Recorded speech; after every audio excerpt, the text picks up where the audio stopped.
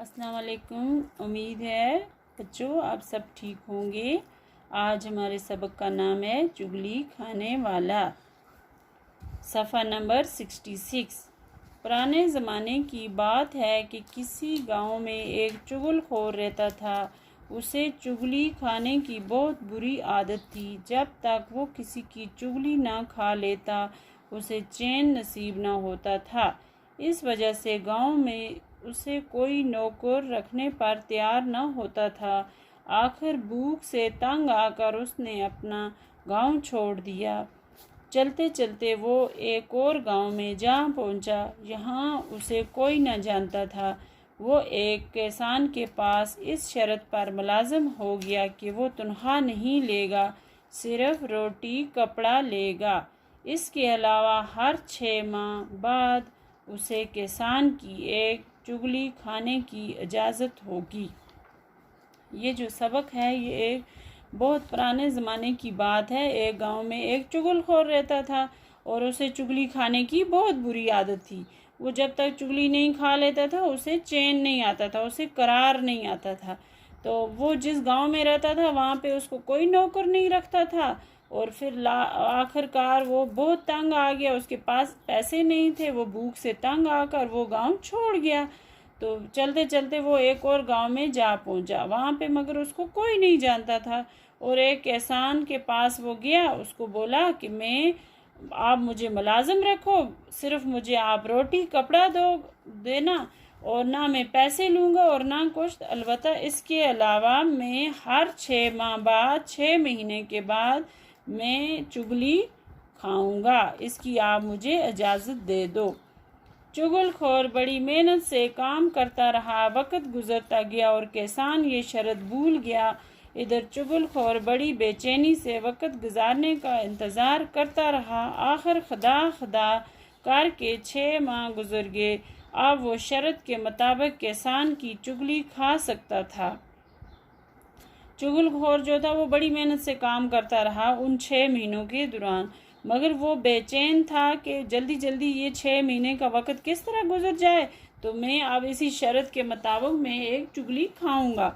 एक दिन किसान अपने खेतों में काम कर रहा था और घर में उसकी बीवी अकेली थी। ये देखकर चुगलखोर इसकी बीवी के पास गया और बड़ा हमदर्द बनते हुए कहने लगा, किसान कोढ़ी हो गया है और उसने अब तक ये बीमारी तुमसे छुपा रखी है।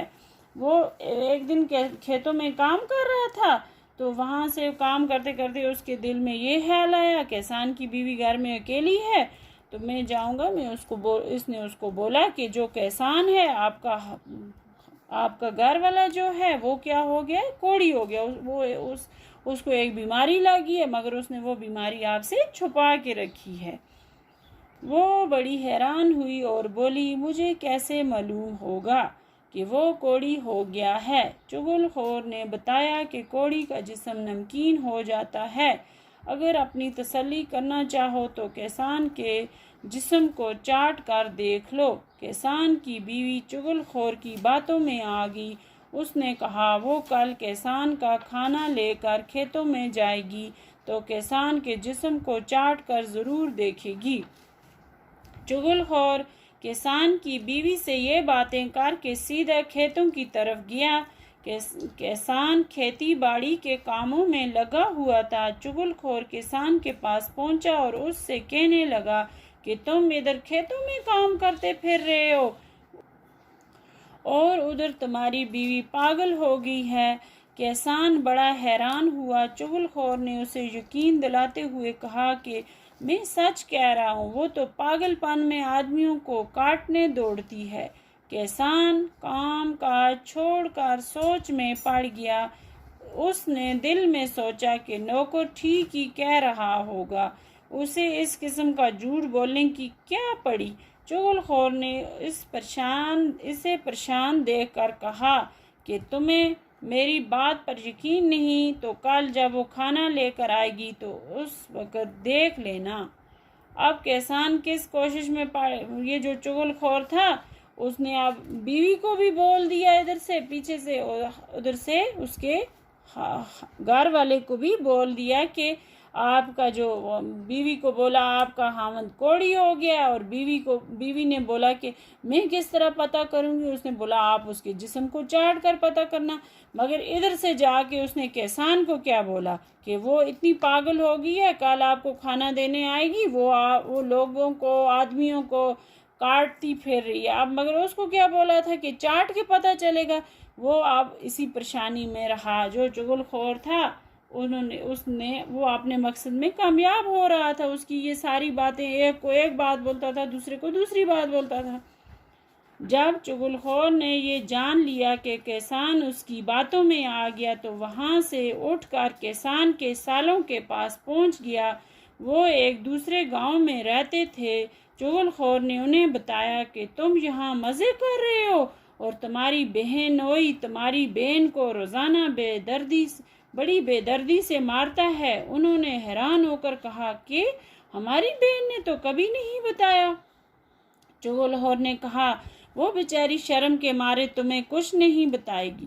دیکھو، جب وہ چغل خور جو تھا وہ جان گیا کہ اب ان دو میاں بیوی میں یہ باتیں ہوں گی، تو ادھر سے وہ اٹھا تو وہ دوسرے گاؤں میں چلا گیا۔ جو کیسان کی جو بیوی تھی اس کے سالے، اس کے بھائیوں کے پاس چلا گیا۔ کیسان کے سالوں کے پاس گیا، مطلب اس کی بیوی کے بھائیوں کے پاس پہنچ گیا دوسرے گاؤں میں۔ وہاں پہ وہ بول رہا ہے ان کو جا کے آپ یہاں پہ مزے سے بیٹھے ہو، تو ادھر آپ کی بہن جو ہے اس کو آپ کا بہنوئی بڑی بے دردی سے مار رہا ہے۔ اس کے بھائیوں نے بولا اس نے تو ہمیں کبھی بھی نہیں بولا۔ ادھر سے چغل خور بول رہا ہے وہ بیچاری بے شرم تھوڑی ہے، وہ آپ کو کچھ بولے گی، اس کو شرم آتی ہے، وہ نہیں کچھ بتا رہی ہے، اسی لیے بتاتی۔ انہوں نے کہا ہم تمہاری بات پر کیسے یقین کر لیں؟ چغل خور فوراً بول پڑا کہ اگر تم اپنی آنکھوں سے دیکھنا چاہو تو کل دوپہر کو کھیتوں میں آ کر دیکھ لینا۔ وہ یہ بات سن کر لال ببوا کا ہو گئے۔ انہوں نے چغل خور سے کہا کل ہم کھیت میں چھپ کر یہ سب کچھ اپنی آنکھوں سے دیکھیں گے۔ انہوں نے چغل خور سے کیا کہا؟ اس کی کیسان کی بیوی کے بھائیوں نے ان کو بہت غصہ آیا کہ ان کی بہن کو ان کا بہنوئی مار رہا ہے، تو انہوں نے بولا ہم کل جائیں گے کھیتوں پر، وہاں پہ چھپ کے دیکھیں گے کہ وہ کیا کر رہا ہے، اس کو مار رہا ہے سچ میں۔ چغل خور وہاں سے رخصت ہو کر سیدھا کیسان کے بھائیوں کے پاس پہنچا۔ چغل خور ان سے کہنے لگا کہ تم اچھے مان جاؤ نا۔ چغل خور ان سے کہنے لگا کہ تم اچھا مان جاتے ہو، تمہارے بھائی ہر چوتھے روز اپنی بیوی کے بھائیوں سے پٹتا ہے اور تمہیں اس کی کوئی خبر نہیں۔ کیسان کے بھائی غصے سے تلملا اٹھے۔ چغل خور نے یقین دلانے کی خاطر ان سے بھی کہا کہ کل دوپہر کو کھیتوں میں آ کر دیکھ لینا۔ اب جو چغل خور تھا اب وہ بیوی کے بھائیوں سے اٹھا، سیدھا کیسان کے بھائیوں کے پاس پہنچا اور ان کو بول رہا ہے تم مانو یا نہ مانو، اور تمہارا جو بھائی ہے وہ ہر چوتھے روز اپنی بیوی سے مار کھاتا ہے۔ اگر آپ کو یقین نہیں آتا تو کل آ کے کھیت میں دوپہر کے وقت دیکھ لینا۔ دوسرے دن کیسان کی بیوی کھانا لے کر کھیتوں میں گئی۔ روٹی رکھ کر وہ کیسان کے پاس ہی بیٹھ گئی۔ کیسان بڑے غور سے اس کی حرکتوں کو دیکھنے لگا۔ بیوی نے روٹی قریب کرنے کے بہانے کیسان کے اور نزدیک ہونے کی کوشش کی، اس پر کیسان ذرا پیچھے کھسک گیا۔ اب بیوی کو یقین ہو گیا کہ دال میں کچھ کالا ہے۔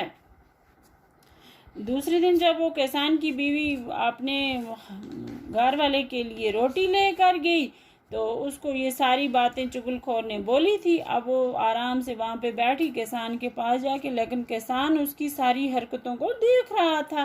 اب اس کی بیوی نے وہاں پہ روٹی چھوڑی اور اس کے ساتھ ہو کر بیٹھ گئی۔ کیسان نے روٹی لینے کے لیے ہاتھ آگے بڑھایا تو اس نے جھپٹ کر کیسان کی کلائی پکڑ لی۔ کیسان اچھل کر پیچھے ہٹ گیا۔ اب اسے یقین ہو گیا کہ اس کی بیوی پاگل ہو گئی ہے۔ بیوی ایک بار پھر آگے بڑھی اور زبان نکال کر کیسان کو چاٹنے کی کوشش کرنے لگی۔ کیسان نے آؤ دیکھا نہ تاؤ دیکھا، بیوی کو پیٹنا شروع کر دیا۔ کیسان کے سالے قریبی کھیت میں چھپے ہوئے تھے۔ یہ دیکھ کر باہر نکل آئے اور کسان پر ٹوٹ پڑے۔ ایک دوسرے کھیت میں چھپے ہوئے کسان کے بھائی بھی میدان میں اتر پڑے۔ سب نے ایک دوسرے کو اتنا مارا کہ خون میں نہا گئے۔ آخر ادھر ادھر کے لوگوں نے آ کر انہیں ایک دوسرے سے الگ کیا۔ جب ان کا غصہ قدرے کم ہوا تو لوگوں نے لڑنے کی وجہ دریافت کی۔ سب نے اپنی اپنی بات بتائی۔ معلوم ہوا کہ یہ سب چغل خور کی کارستانی ہے۔ وہ سب اس کی تلاش میں نکلے، لیکن اس وقت تک چغل خور وہ گاؤں چھوڑ کر کہیں دور جا چکا تھا۔ سچ کیا ہے کسی نے کہ چغل خوری ایک نہایت برا کام ہے۔ چغل خور کو اللہ سخت سزا دیتا ہے اور قیامت کے روز وہ ذلیل و رسوا ہوگا۔ اب وہ جو اس کی بیوی تھی وہ بیچاری اس کو جو تھا وہ چغل خور تھا، اس نے دماغ میں ڈالا تھا کہ یہ کوڑی ہو گیا، وہ اس لیے اس کو چاٹ رہی تھی، لیکن کسان کو بولا گیا تھا کہ یہ پاگل ہو گئی ہے۔ اب جب وہ کسان کو آئی زبان لے کے چاٹنے تو اس نے اس کو نہ آؤ دیکھا نہ تاؤ دیکھا، بیوی کو پیٹنا شروع کر دیا۔ اب اس کے سالے بھی وہیں پہ چھپے ہوئے بیٹھے تھے، وہ بھی باہر نکل آئے، وہ اس کسان کو مارنے لگے۔ ادھر سے کسان کی بیوی کے بھائی نکل آئے، وہ اس کو مارنے لگے۔ اتنے میں ان کو آپس میں اتنی لڑائی ہوگی، پھر لوگ آئے، گاؤں والے آئے، انہوں نے اس کو بچایا۔ تو تب سب نے پوچھا آپ اتنا لڑ کیوں رہے ہو، وجہ کیا ہے، بات کیا ہے؟ انہوں نے بولا یہ بات ہے۔ انہوں نے بولا یہ تو چغل خور کا ہی مسئلہ ہے، چغل خور ہی نے یہ سارا کارنامہ انجام دیا ہے۔ اب اتنے میں لوگ سارے نکلے اس کی تلاش میں، تب تک وہ کیا کر گیا تھا، وہ والا گاؤں ہی چھوڑ گیا تھا۔ بچوں بات یہ ہے کہ کبھی بھی چغلی نہیں مارنی چاہیے، نہ چغلی کھانی چاہیے، نہ ایک کے بعد دوسرے کسی کے پیچھے کوئی بات بولنی چاہیے۔ ایک تو ہمارے مذہب میں یہ سب سے بڑا گناہ ہے، اور ایک دوسرے کے دل میں بھی نفرت پیدا ہوتی ہے۔